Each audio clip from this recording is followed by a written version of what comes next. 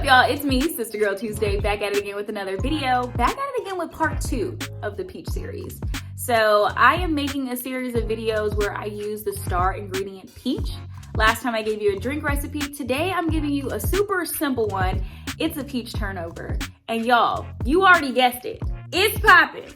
So if you want to see how I make it, you already know, just keep watching. Let me say this, because you know I like to keep it authentic, 100% real here on my channel.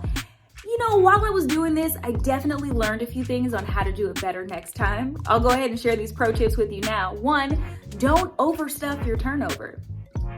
2, these are great with icing and without icing. I personally liked it better without the icing. It's just a little too sweet for me, but who doesn't love sweet? And pro tip number 3, it doesn't have to be a triangle to be a turnover. So get fun with the shapes.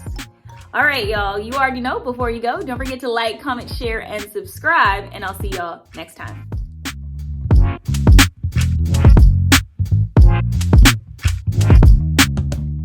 First thing you're gonna do is take your crescent rolls and unroll them. You should get about 4 pastries per can, and then take your peach preserve, and you only wanna add about a tablespoon to the center of your turnover.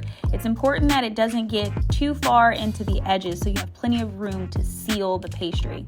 And so now you'll just take your other triangle and lay it directly on top of the previous one and the filling, and then take a fork to just go ahead and seal the sides. It's really important that you seal the sides down and none of your filling is coming out.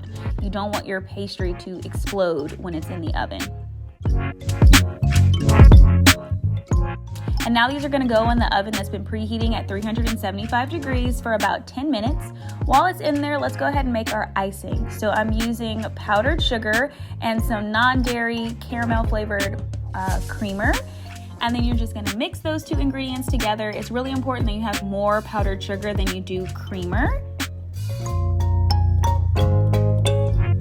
And this is the texture that you're looking for your icing. All right, once those are out of the oven, I went ahead and transferred them onto a plate that I didn't mind getting messy, and I'm just going to drizzle some of that icing on the pastries. You don't have to be an artist for this, so do whatever feels right.